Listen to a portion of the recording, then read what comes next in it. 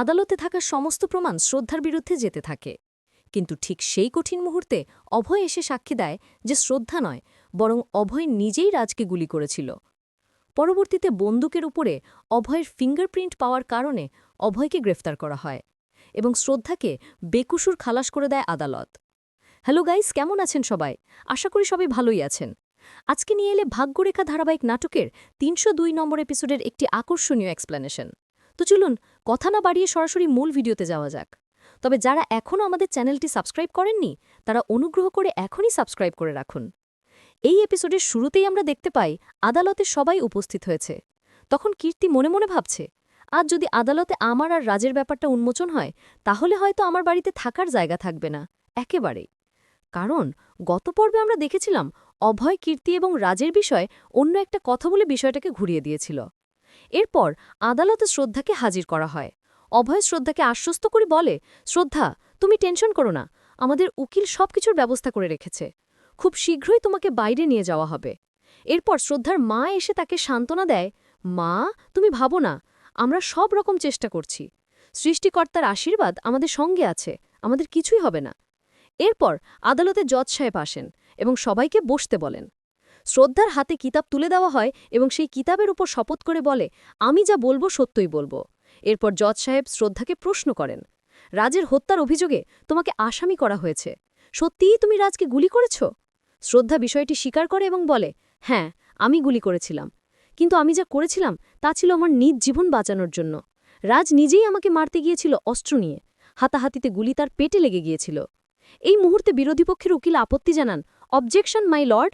তিনি স্বীকার করলেন যে তিনি গুলি চালিয়েছেন এবং এটা সম্পূর্ণ পরিকল্পিত ছিল, এটা কোনো দুর্ঘটনা নয়, তিনি নিজেই রাজকে হত্যা করেছেন। এরপর উকিল শ্রদ্ধাকে প্রশ্ন করেন রাজের সঙ্গে তার পরিচয় সম্পর্কে।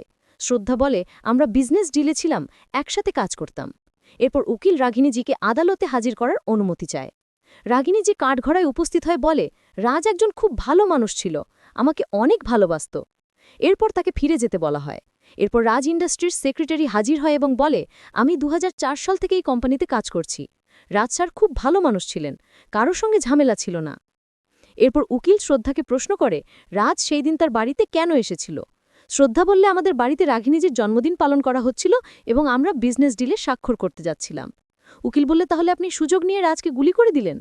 শ্রদ্ধা উত্তরে বলে, না, ইচ্ছাকৃতভাবে এমন কিছু করিনি। উকিল আবারও চাপ দিয়ে বলেন, আপনি ইচ্ছা করেই করেছেন। শ্রদ্ধা তখন খুব উত্তেজিত হয়ে যায়। বিপক্ষের উকিল অবজেকশন জানায়, আই অবজেকশন মাই লর্ড। এরপর জজ সাহেব শ্রদ্ধাকে বলেন, মিস শ্রদ্ধা ত্রিপাঠী, আপনি রাজের সঙ্গে ভালো ডিল করতেন, তাহলে কেন রাজ আপনার বাড়িতে এসে আপনাকে মারার চেষ্টা করল? শ্রদ্ধা এই প্রশ্নের উত্তর দিতে চায় না, কারণ তার উত্তর দিলে তার বোন কীর্তির ব্যাপার সামনে আসবে, যে কীর্তির এবং রাজের অবৈধ সম্পর্ক ছিল।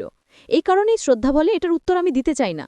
জজ সাহেব বলেন, আপনি যদি উত্তর না দেন তাহলে পুরো মামলাটি আপনার বিপক্ষে যাবে। এরপর আদালতে ফিঙ্গারপ্রিন্ট রিপোর্ট আসে। অভয় জজ সাহেবকে সম্মতি চেয়ে কথা বলতে আসে এবং বলে, এই খুন আমি করেছি, শ্রদ্ধা নয়। জজ সাহেব বলেন, এটা মজা করার জায়গা নয়, এটি আদালত। এরপর উকিল বলে, ফিঙ্গারপ্রিন্ট রিপোর্ট দেখলেই বোঝা যাবে আসল খুনিকে। রিপোর্ট দেখে জজ সাহেব বলেন, এটা সত্যিই অভয়ের ফিঙ্গারপ্রিন্ট পাওয়া গেছে।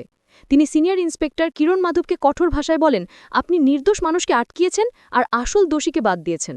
এই ধরনের গাফিলতি গ্রহণযোগ্য নয়। এরপর অভয়কে গ্রেফতার করা হয় এবং শ্রদ্ধাকে মুক্তি দেওয়া হয়। বাড়ির সবাই খুব কষ্টে পড়ে যায়। বরুণ অভয়কে জড়িয়ে ধরে বলছে, এই লড়াই এখানেই শেষ নয়, আমরা যেভাবেই হোক তোমাকে মুক্ত করার চেষ্টা চালিয়ে যাব। এরপর অভয়কে নিয়ে যাওয়া হয়। বরুণ কীর্তিকে বলে, তোমার বোন যুদ্ধে গেছে, নিজে অপরাধ না করে অপরাধী হয়েছেন, সে তোমার নাম কখনো উল্লেখ করেনি। কীর্তি চিন্তায় পড়ে যে তার দিদি তাকে বাঁচাতে তার নাম নেয়নি, তবে রাগিনীজি কেন তার কথা বলল না। এরপর আমরা দেখি রাগিনীজি তার সেক্রেটারিকে বলে, রাজ যা করেছে ভুল করেছে, কিন্তু আমি তার বিরুদ্ধে সত্যি বলতে পারি না। আমি যা করছি আমার স্বামীর জন্য। অন্যদিকে শ্রদ্ধা জেলখানায় অভয়ের সাথে দেখা করতে আসে। অভয়কে দেখে শ্রদ্ধা বলে, তুমি এটা কেন করলে? কেন দোষ স্বীকার করলা? এখন আমাদের সন্তানদের কি হবে? অভয় বলে, আমি যা করেছি তা করেছি আমার সন্তানদের জন্য। আমি চাই না ছিয়া শানভি তোমার থেকে দূরে থাক, সেজন্যই আমি নিজের অপরাধ নিয়েছি। শ্রদ্ধা বলে, কিন্তু আমি তো গুলি করিনি, আমি তো ভেবেছিলাম তুমি গুলি করেছিলে, তোমাকে বাঁচাতে আমি আমার দোষ স্বীকার করেছিলাম। অভয় বলে, আমি গুলি করিনি, তুমিও করনি, আমি শুধু তোমার দোষ নিজের কাঁধে নিয়েছি। শ্রদ্ধা প্রশ্নে, তাহলে গুলি চালিয়েছিল কে? এই মুহূর্তে বুঝতে পারা যায় যে একটি তৃতীয় পক্ষ রাজকে হত্যা করেছে। এরপর শ্রদ্ধা বাড়ি ফিরে আসেন, যেখানে তার স্ত্রী তানুজা ওষুধ খেতে অনীহা দেখাচ্ছিলেন। সবাই তাকে ওষুধ খাওয়ানোর চেষ্টা করছিল, কিন্তু তিনি বোতলটি মেঝেতে ছুঁড়ে দেন এবং তা ভেঙে যায়। তখন শ্রদ্ধা এসে থেকে শান্ত করতেই তানুজা মেঝেতে পড়ে যান এবং কাছে থাকা কাঁচের বোতল হাতে লাগিয়ে হাত কেটে যায়। শ্রদ্ধা তানুজাকে সান্ত্বনা দিতে যান। তানুজা অভিযোগ করেন, তুমি কেন অভয়কে বাঁচালে না, কেন তাকে জেলে পাঠালো? শ্রদ্ধা আশ্বস্ত করে বলেন, মাম্মিজি, চিন্তা করবেন না, অভয় এই খুন করেনি। আমি রাখি বন্ধনের আগে অভয়কে বাড়িতে ফিরিয়ে আনার ব্যবস্থা করব। তানুজা একটি সাহস পায়।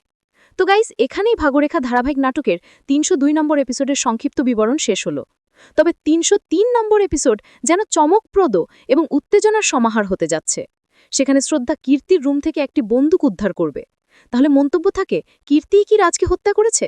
এই রহস্য জানার জন্য অবশ্যই আমাদের চ্যানেলটি সাবস্ক্রাইব করে বেল আইকনটি অন করে রাখবেন। ধন্যবাদ সবাইকে।